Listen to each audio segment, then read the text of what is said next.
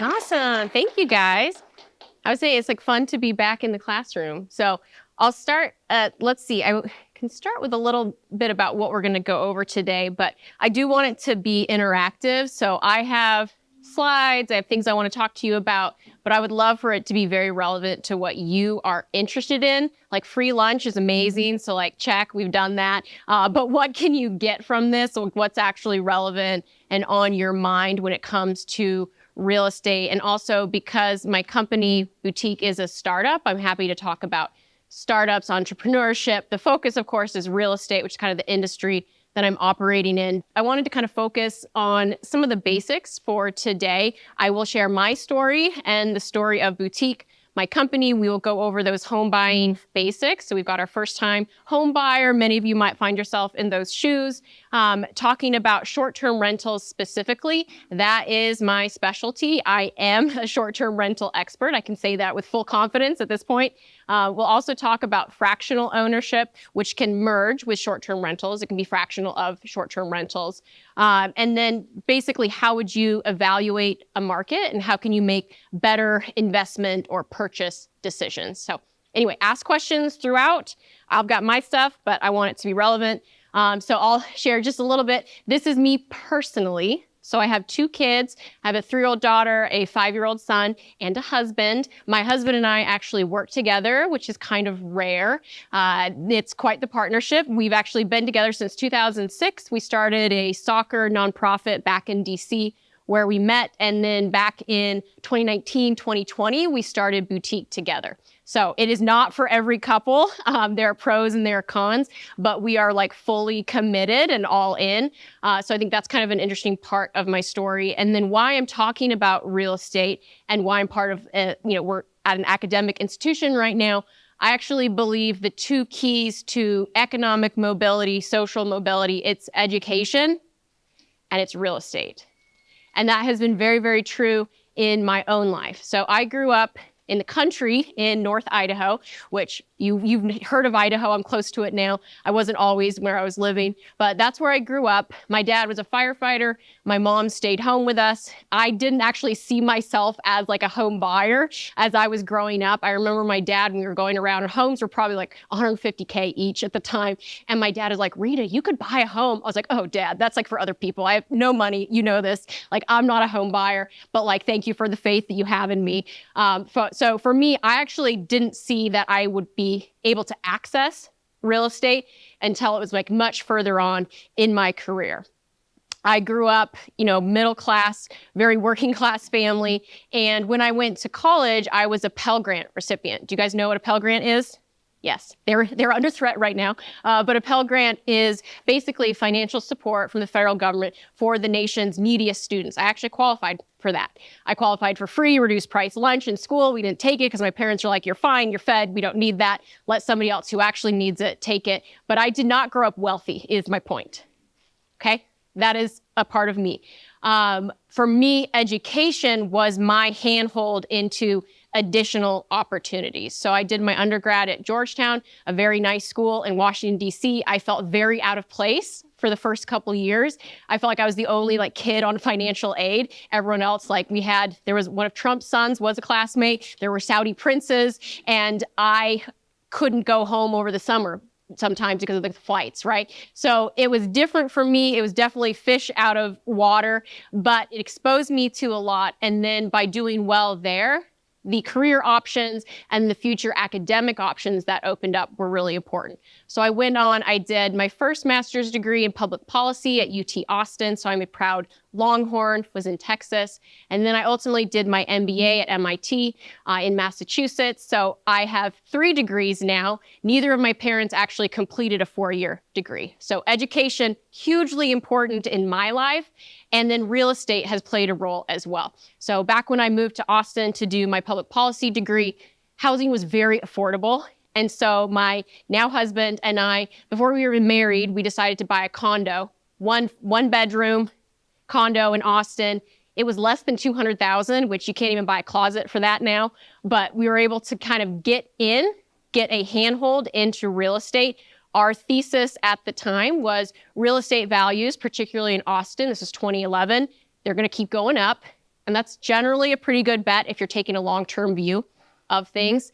And that purchase made all the difference. So that purchase allowed me to go and get a second graduate degree. It allowed us financial freedom. When we sold that asset, obviously at a profit, we were able to go and make an investment decision rather than just a primary residence. So for me, education and real estate, very, very important. And I would like to share with you what I've learned.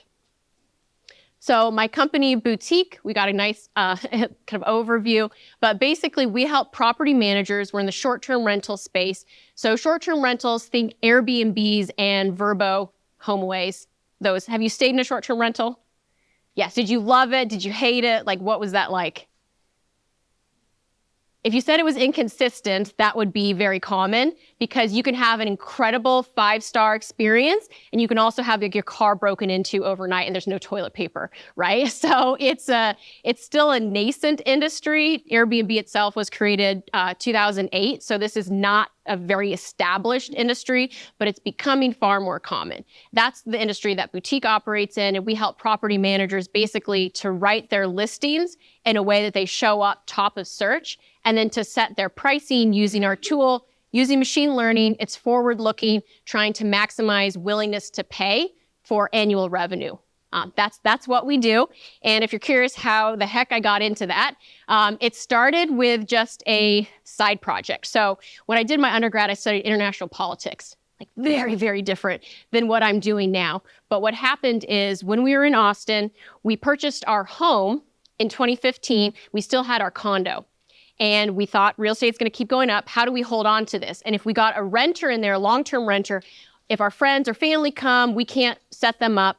Also, like, what if we actually can't afford this second one and we need to sell? When you've got a lease that somebody signed onto, it kind of ties your hands when it comes to like your options and the availability of that asset. So we're like, okay, Airbnb is new. There's this company called HomeAway that actually started before Airbnb, but that was based in Austin. Let's try it. And so we thought, this is an experiment. Let's put it up. Let's see what happens. And this is early days of the platforms. Very little trust, not as many travelers.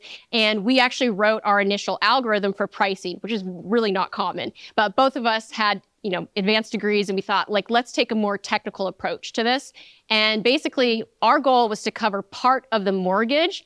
And within a couple months, we were making far in excess of the mortgage and all of our costs associated, which was incredible. So when we did like an annual look, it's like some full-time employee joined our household without expenses. It was gorgeous. It was the heyday. And from that side hustle, we were able to actually make it a business, starting with that. This is a video that HomeAway was purchased by Expedia, Vrbo, and they did this Moment Maker series on hosts who do a great job. We're actually video number 1. It's Dan and Rena in this little condo in Austin. We did cool things like if you were coming to visit, we'd ask for your favorite musician. We would find the Austin equivalent of that musician, have a record player with that musician's record there, as well as the musician that you actually love, and they would add to the collection. We did these cool things, and both Airbnb and HomeAway at the time recognized us as outstanding partners, right? But it was still just like a side project. Then, have we heard of Techstars or YC, kind of tech accelerators? We went through Techstars Austin, where basically a conversation we were talking about what we were doing personally led to someone saying, I think there is a business here. And people were asking us like, hey, could you help me know where to buy a vacation home or short-term rental? Could you help me know how to price? And so something that I never envisioned as my full-time, it was just a side project. Suddenly the market was demanding like, hey, I want more of this. And that's where we decided like, let's go all in. So I had a nice, like actually well-paid with benefits job at Indeed and quit my job. My husband quit his job and we went all in. And it was kind of that idea of like, I don't like just unmitigated risk, but I'm okay with calculated risk. This was a calculated risk. This was me giving the demo day presentation for Techstars. The date is very important. This is March 2020. And my stomach looks a little different. I was 8 months pregnant. So I had quit my job knowing I was pregnant. And then our demo day was the beginning of the pandemic for a travel company. So we had these great plans of raising a big pre-seed round. We were super optimistic. And then we know what happened, right? So I actually, while pregnant, had all these like investor meetings. And at first I didn't mind that I was on video and suddenly I didn't have to talk about being pregnant. It was just like my head was in the frame and I didn't have to talk about being pregnant. Because if you were meeting in person, everyone's like, so how committed are you to the business? Like, are you really going to be focused on this? And so I kind of liked it for a hot minute. And then it was actually really crummy. And nobody wanted to write a check. They basically wanted to support their existing portfolio investments. Like, hey, I threw money down on these companies. I want to make sure they survive, like whatever is happening here. I'm not making big bets. And I'm definitely not making bets in travel and short-term rentals, because there was a moment where those were actually outlawed. You couldn't travel. You couldn't do a short-term rental. So it was very risky, but we had this belief, and if you actually look at historical data, people of means travel to leisure destinations, always and forever. This has been the case for centuries. So in that way, it makes it more recession resilient. We actually wrote a paper at the time saying we think that the pandemic is going to be a tailwind for the industry, not a headwind. That was controversial. People did not believe us. It is obviously what happened. Now, yes? Do you find that nowadays that the short-term rental market is more saturated? Yes. And it's harder yes. to continue business because of how many people are wanting to do it? 100%. 100%. So with the pandemic, basically, I mean, you could watch a TikTok about like, buy this like cabin in Montana, like throw in some IKEA furniture and you're thinking like printing money. And you could for a little bit. And then the market recalibrated, right? So once the intense pent-up demand, so first everyone's like, I don't want to stay in a hotel. I don't want a shared elevator or lobby. I want private residences for just my family. We're quarantining. Like I want the single family residence, right? So major, major demand, and there wasn't enough supply. So you saw some of the highest rates that these homes have ever been able to capture, right? And then as with any opportunity, word gets out. And you had a lot more inventory flood the market. And then demand went to pre-pandemic levels, which is to say growing, but not exponential, right? And so there is, and today it persists, there's more of a glut of lower mid-tier inventory that I believe some of it will find an alternative use. But what it means is you have to do more to get juice from the squeeze. It is not so easy. You don't just throw up a listing and like make bank. Same like, gig economy, like early days of Uber, you could make a ton of money. Like, can you do that now as like a driver for Uber? You cannot make a ton of money. The market's changed, right? So it's definitely more competitive. So what we do now is we help property managers to be more competitive and to basically say, if we can make your listing better to attract folks like to convert when they've actually viewed your listing, they say, wow, every signpost of credibility, everything I need to know. I don't need to keep searching. I'm ready to book with confidence. That's what we try to help our clients with. And then it's pricing to say, how can we get the most juice from every night, right? So it isn't let's price based on your neighbor. Let's price based on you. Like, what is the traction? How quickly is it booking up? How much demand is there? What are the reviews looking like? Is this a high quality listing that people are willing to pay more for? Or are you a new listing that has no reviews and we need to like amp up the traction with some lower price nights to actually start that kind of virtuous cycle? So that's what we help with. Do you guys have your own proprietary revenue strategies or do you use software like PriceLab? Yeah, great question. We are actually, I would consider us a competitor to Price Labs. So because we have our own pricing technology that integrates directly with the property management system, in that way it's a competitor, but it's also distinct because we think pricing in isolation actually doesn't do anything for a listing. So the only way that pricing affects the perception of quality is think of like a Giffen good in economics, right? Like the face cream that costs $1,000. Ooh, yes, I want that one. I don't want the $5 face cream because I think that price indicates quality. That's the only way that pricing can affect a short-term rental from a perception of like the consumer mindset is the perception of quality. It doesn't actually change the quality, right? And so we believe that you actually have to write the listing a certain way. You have to conduct yourself in a certain way to show up top of search to convert. So we think of it as this virtuous cycle that is more than just pricing. So it's comprehensive. So that's what we do. But I also want to talk kind of like more generally about real estate. So starting with the fundamentals, because before I ever got into any of this, it was buying the first home. And I did use an FHA loan. That's the Federal Housing Administration. I did do an FHA loan because there are preferential programs at the federal as well as the state level. Washington State actually has some really good programs, which is kind of cool to see. But beginning just fundamentally with owning your own primary residence. And one of the things that I would share is I know folks that are real estate investors who live like San Francisco, for example, where the cost of owning a primary residence is so expensive, they actually don't own where they live.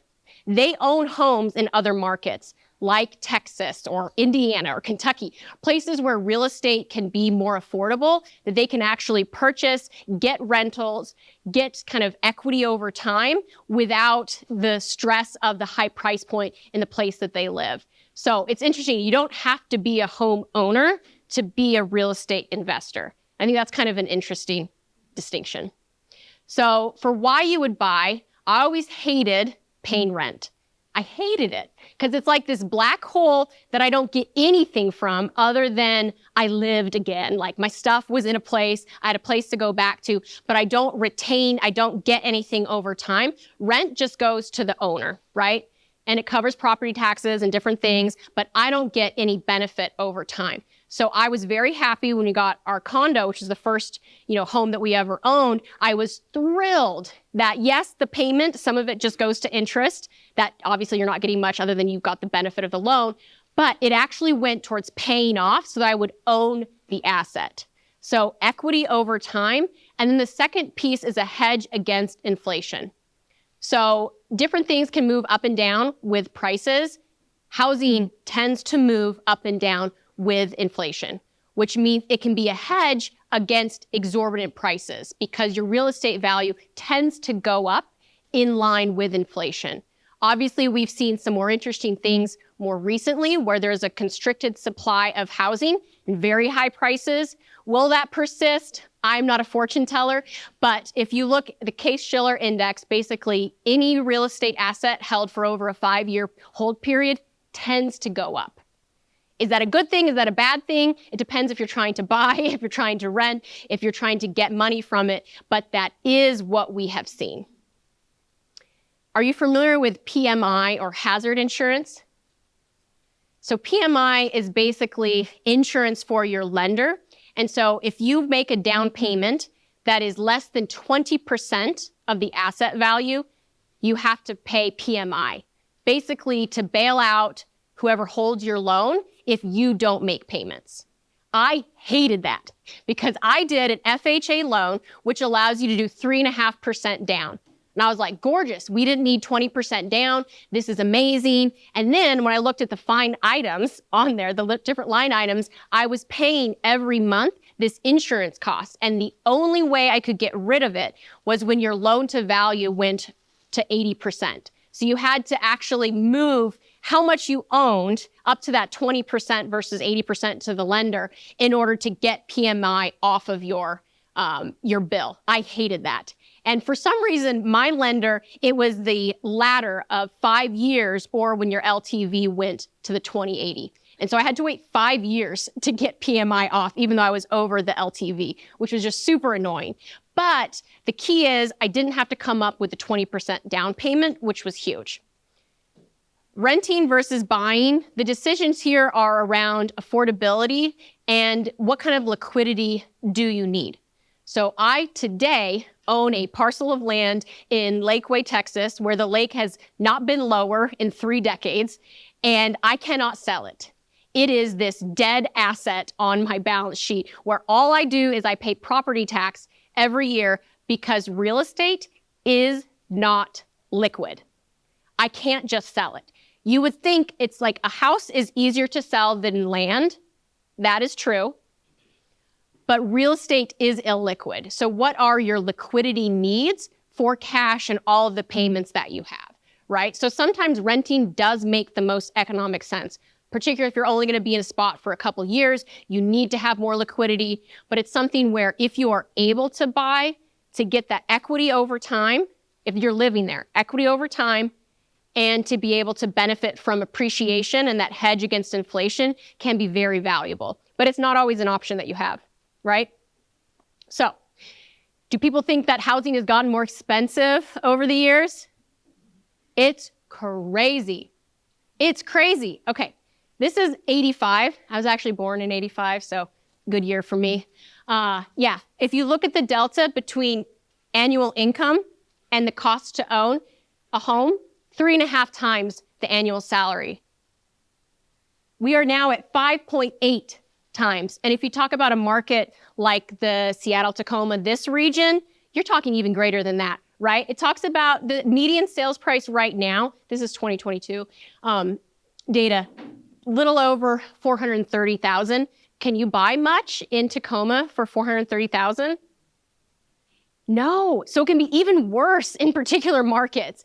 And it's tough because you want a market that's doing well and you want a stable market, but it can also be hard to get yourself into the game given this rising delta between income and the actual cost of a home. Does that resonate with anyone? That like the prices keep going up, but wages are not? Do you find this is sustainable? And or so do you think a crash might occur because of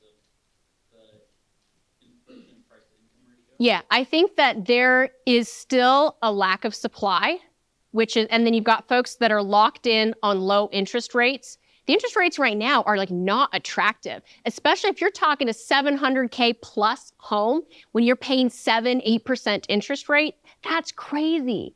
So folks that got in on like a 2% interest rate, they are sitting on that asset. They are not selling because they're going to have to buy in at higher prices and higher rates, right? So there's a shortage of supply. So I don't see there being a crash, but I do think there will be a stabilization where we are not going to continue to see the rapid increase in pricing. That's just not sustainable. Wages don't support it. Folks can't afford those mortgages. Like it just can't happen. Right? You can't continue to see that run up. So I think there's going to be more stabilization. I definitely don't see a crash because the prices people are willing to pay at a certain level and there isn't enough supply. And that's just pure supply and demand. So house hacking and strategic ownership. Does anybody own and have a roommate, like a roommate who pays rent to them? I did that.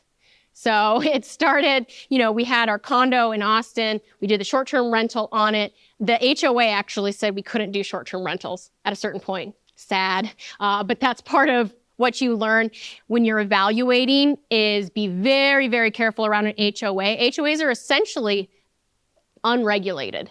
HOAs can have a ton of power. And if that's in your deed, like if there's an HOA for your property, they ultimately control your real estate more than you do. So that was a lesson learned for us.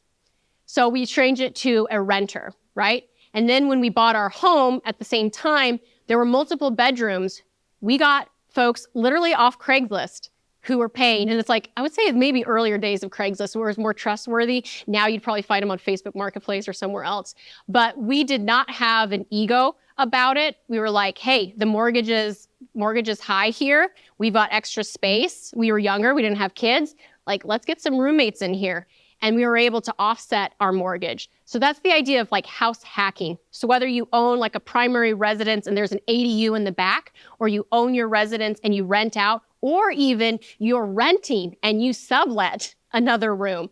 There are different ways where if you are willing to make some concessions, because is life with roommates as nice as life without roommates? Depends on who you ask, but basically you're gonna make some concessions. But you can do that, and our view was if we can pay down these mortgages and we're gonna get that increased equity and we're gonna see the appreciation, this just makes sense.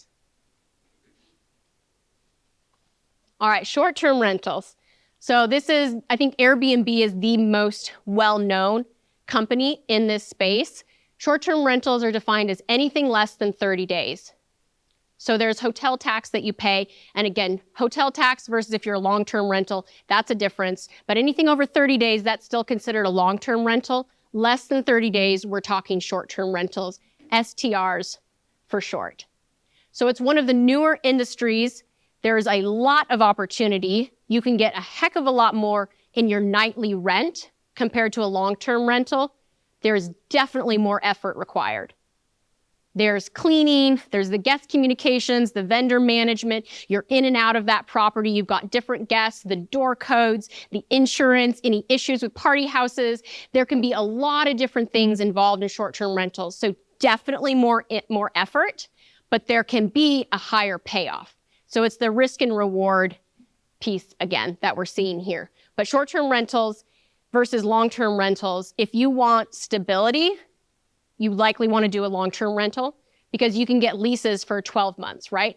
And the market rents are pretty well established because they can comparison shop on Zillow and all of these places. So market rents are pretty well established for long-term rentals.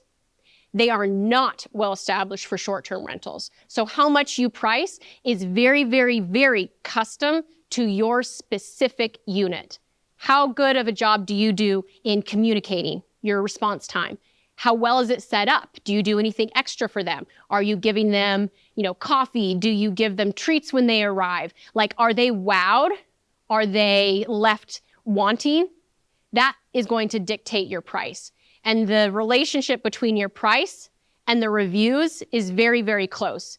Because basically, think about when you've potentially made a purchase for a short-term rental, when you've booked a stay, you're looking at the pictures, number of beds, looking at where folks are going to sleep for your group, but you're also looking at the reviews because you want to know, is this as good as the pictures or is this a terrible place that my group or my family is going to be very unhappy staying at, right? So it's really important. The better your reviews, the higher your price can be.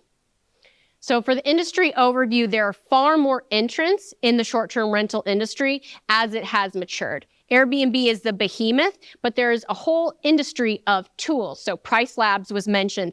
When it just comes to pricing, there's Price Labs, there's Wheelhouse, there's Beyond.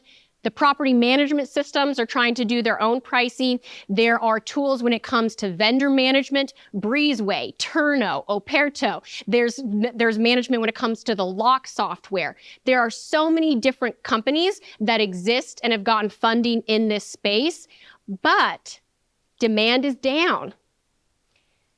Key Data is one of the big data brokers in the industry. They had a report that came out recently that showed basically the only type of asset in short-term rentals that's actually experiencing growth right now in occupancy and in ADR, which is average daily rate, is $1,000 a night and up.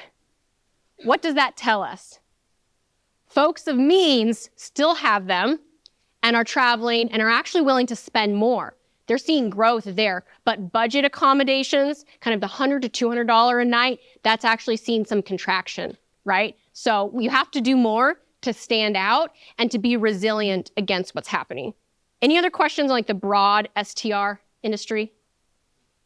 So what is has there been any research done on the expected return between short-term rentals and long-term? It's so specific. It's so hyper-specific. So there's more established data, like time series data on long-term rentals.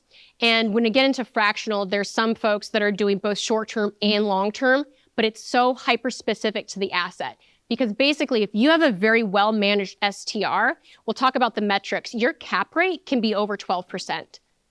If you have a poorly managed STR, you might be negative, you might be 2%, right? And so how do you compare this? So there's much higher variability with short-term rental.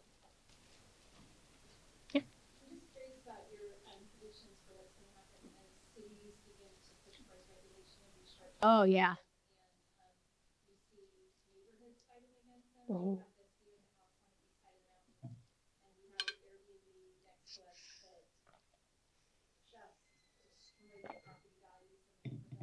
Yeah.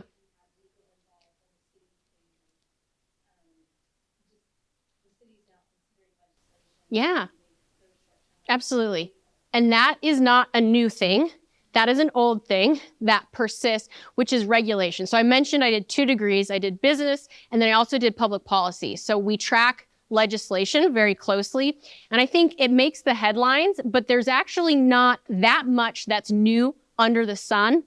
Essentially, when a jurisdiction gets accustomed to the hotel tax, which depends on where you are, what the percentage is, but it tends to fund like tourism and other things. And there's kind of demonstrated data on the economic impact of this accommodation industry, which is, hey, there's cleaners, there's more vendors, they're spending money at the restaurants and the shops, all of those things, that it's a net positive economically for communities. And what's interesting, did you guys notice what she said about the property values with that rental? What did she say they did? They went up or they went down? But what is the common argument against short-term rentals? It's what do they do to prices? Okay, those can't exist together, can they?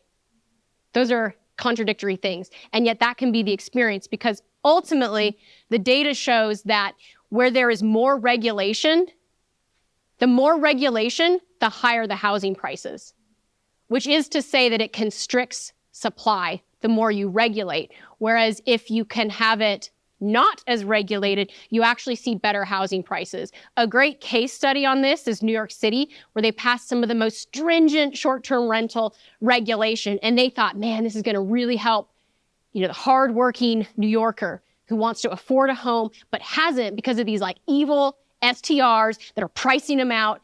Do you know what happened in New York? Did housing prices go up or down with the regulations? Housing prices went up. Who else saw increases? What other industry of accommodation? Hotels. Hotels saw huge increases in rates. So the only people that actually benefited were hotels. Hotels benefited because they could charge more because there's less competition.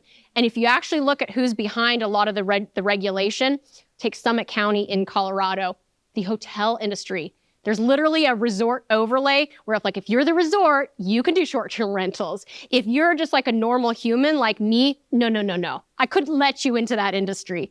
And that for me, because I care about the public policy implications and I want there to be affordable housing, that's technically usually not the alternative use of vacation rentals. They're not affordable housing. But if you pursue that argument, my perspective is I was able to earn far in excess of my costs to do a short-term rental, and I didn't have to be a hotel. I didn't have to be so wealthy as to buy up the real estate, have hundreds of rooms in order to access this economic engine. When I was allowed as an individual to do a short-term rental, it was the first time that I ever had non-W-2 income. Why does that matter? W-2 income is your highest tax form of income. If you can get your income on basically any other format, you are going to have a much lower taxation rate. It is huge. And do we think that only hotels should participate in that? I would say no. But I also think you do need good regulation. And I think that's what you're seeing is more of like kind of everyone reverting to a mean where there's more transparency around the regulations, the licensing, the hotel taxing, and it's really a more established environment, which is better from a business perspective, because you don't want to make investments in risky regulatory environments, right? All right, these are some beautiful properties. So with our company, we didn't start out with a ton of money. We have raised money. We did a pre-seed round ultimately, but we started out like, how could we prove our technology without tons of resources? Management agreements on other people's homes in order to prove out that a boutique operated home performs better than a market comp. So we still maintain a portfolio. It's about 90 million in real estate value that we do kind of both revenue management and good old fashioned property management. It is not what we're trying to grow, but like these are pictures of some of our short-term rentals. And we've had pretty fun things like where you see the pool and the outside here. This is one of our homes in Lake Havasu, Arizona. Are you familiar with the show Vanderpump Rules? They stayed there. That was their place. It was hilarious to me. We don't maintain this portfolio for revenue. We maintain this as a laboratory to understand what's going on with the platforms, with travelers, with regulation. It's really important to us, but it's not our primary focus. But like these are examples of some short-term rentals that do very well. I was wondering, so is boutique like a one-time purchase to help them out, like increase the prices? Do you take a percentage of the increase that you help them Yeah. do? Do you take just a percentage of what they book? Yes. So right now we have a monthly per listing fee because like, think of SaaS, what do you want? Recurring revenue. Like you don't want just one time. So we need to provide value. So it's to continue using our kind of like consulting or professional services, our listing optimization tools, and our pricing. There's a per listing monthly fee. But like as we evolve, there's certainly models where it's like, hey, we take this cut of however much we increase your revenue. So far the monthly per listing fee has worked for us, and it is recurring, our engagements, but there's other ways that we could consider depending on what the market does. Definitely. Do you have data on how your revenue strategies perform against more common software like PriceLabs? Yeah. $20 a month. Yeah. Pretty in-depth software. Yeah. I think that PriceLabs and a lot of the other tools are very good for, I would say, market average properties. And if you have a market average property, it makes sense because it's generally market averages, and that can be exactly what you need. It doesn't do anything to your listing, so you're not showing up higher in search, you're not converting more travelers necessarily, but that could be exactly what you need. For us, I would say it makes more sense for higher end homes that there's more juice to squeeze from them and a more opportunity to be differentiated from the rest of the market. I would say the stat that I like, so one of the common tools for evaluating short-term rental opportunities is called AirDNA. Obviously the name is a play on Airbnb. So AirDNA is used, they tend to actually over forecast the revenue that you would earn. Our performance tends to be about 116% of the Airbnb estimate, the AirDNA estimate. That's exciting because a lot of folks, if you're in the short-term rental industry, you actually know that those estimates tend to be inflated because they're trying to encourage purchases. And so if you're actually able to beat the AirDNA, it's a big deal. So that's something that we're proud of. We'll talk a little bit about fractional ownership. And as Boutique, we actually work with one of these companies. We work with Arrived. So fractional ownership is if you do not own the full asset, how can you get in? And there's different ways that this can look. So if you're looking for personal use and potentially appreciation over time, there's Picasso. Picasso basically takes, let's call it $1 million home, and they're gonna fraction that out. And you can own, it's not like a timeshare because you actually own the real estate. You don't just own access to it, but they will make you a fractional owner of a beautiful vacation rental property, but they will charge you a premium to have divvied that up and then to manage it for you and your family. I don't think there's enough data on how folks have actually been able to sell their shares and any appreciation, but that's an interesting one, but there's no rental component. There's a company called Equity Estates that we're pretty close with. Equity Estates is you buy in basically to this pool of money and you get access to properties. And then when a property is disposed of after whatever time horizon, you're going to benefit in that appreciation. But again, there's no rental component. It's just personal use. For rentals, Arrived does both long-term rentals, and there's good data because we're talking about what are the typical rates that folks are able to earn. They also do short-term rentals. So we do revenue management for some of the Arrived homes, and then we actually do full property management for some of the Arrived homes. Arrived is interesting, and it's similar to some other fractional where you can invest with as little as $100. That is very interesting. That didn't exist a couple years ago. So they actually had to go through the SEC process to become an SEC regulated entity to allow for fractional investment. And I think there's still debate, like, are companies like this opening up access because it lowers the barrier to participate in real estate returns? Or is it Wall Street buying up America? What do you guys think? It's a little bit of both, right? It's interesting if you're able to lower the barrier to say, hey, you don't have to come up with 20% down, you don't have to come up with 3.5% down, and you can actually participate in this asset class that was previously only available to the wealthy. That's very interesting. But if there's a shortage of supply, what does that mean, right? So it's something where if you're a fractional owner, there can be less kind of day-to-day operational decisions that you get to make. So it's much more passive income. You don't get to control. And then liquidity is something you have to think of. I think of these companies, Fundrise has been around the longest. Fundrise actually has what they call a secondary market, so you can sell your shares. Arrived is coming out with that. I believe it's supposed to come this summer. But the ability to sell your shares to actually liquidate is huge. So looking at the time that a company has been in operation, if you want to get out, can you actually get out? Things like that are important. But I think overall, it's a net benefit. But as with short-term rentals or anything as it relates, because there was this really interesting article. I probably should have shared it as one of the things that we talked about today. But it basically said that housing is unique in that it is both a need and it is an investment. Nothing else is like that. And so it depends on where you sit. But basically, a lot of folks would say we need housing to be more affordable. But if all housing is more affordable, what does that do to your equity if you are a home owner? And that is your largest source of wealth. If you're an owner, you want real estate values to go up. If you're trying to make housing more affordable, you want the price to go down. It is incredibly complex.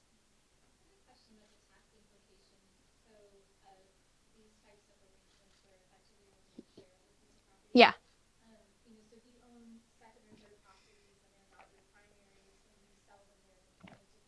That's right. Is this considered more like a type of stock where you're going to pay capital gains, or is this more of an asset sale? More of an asset sale. Yep. But I do so when it comes to short-term rentals, I think of it as the trifecta. It's equity over time, it's appreciation, and then it's short-term rental cash flow. So cash flow depends on are you actually making money or are you just spending it? So let's talk a little bit about the market analysis and how you can buy smarter. Yeah. So a REIT is going to be, I think Fundrise does more on the REIT side, and that's more of their wheelhouse, I would say, whereas Arrived is more individual homes, and you own shares in that particular home. A REIT is going to be a particular time horizon set of assets. It's more of a bundle with very specific criteria, whereas generally fractional ownership tends to be on an asset per asset basis. Arrived actually just launched, and they had a webinar this week about city funds where you invest in a city and that gets distributed. But that's how I would think of it a little bit different. So we talked about, some of it we've already talked about. So what makes a good market? Established regulatory environment. Look at, if you're doing a long-term rental versus a short-term rental, the evaluations are going to be a little bit different, right? If you're a short-term rental, it's very helpful to be near some type of attraction. That could be the beach, that could be the ski mountain, that could be the lake. So it can be a geographic feature. It could be close to a university, close to a hospital, close to something where there is a use case for short-term travelers and a conducive regulatory environment. If you're doing long-term rentals, thinking about what job growth looks like in a market. Again, looking at the regulatory environment, and you should be able to access more data on how things have performed. We haven't talked about it as much, but there's a couple different metrics that real estate investors use to evaluate opportunities. I would say the most common is cap rate. So cap rate is NOI, which is net operating income. Take how much money did you make?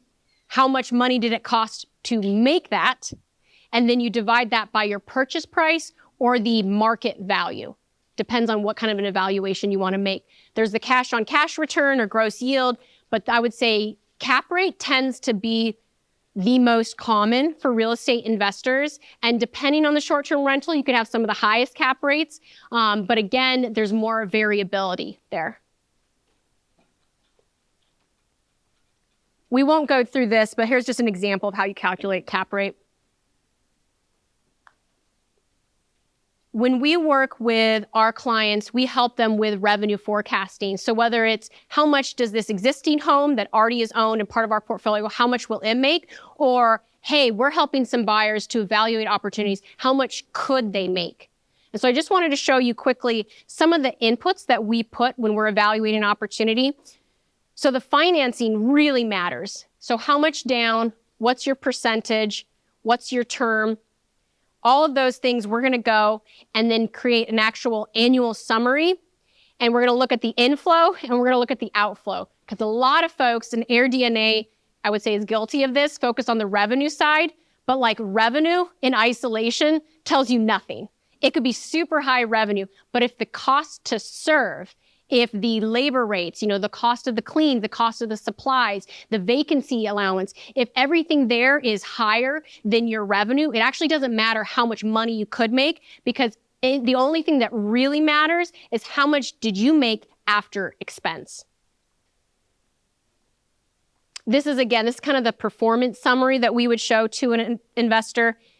NOI, that's what they really care about. Cap rate, that's what they care about. Risk management, you can have vacancy. So with a long-term rental, you're pretty locked in, right? Except when it comes up for renewal, and you need to make sure you get somebody else in there. But major repairs, right? Or what if there's market downturns?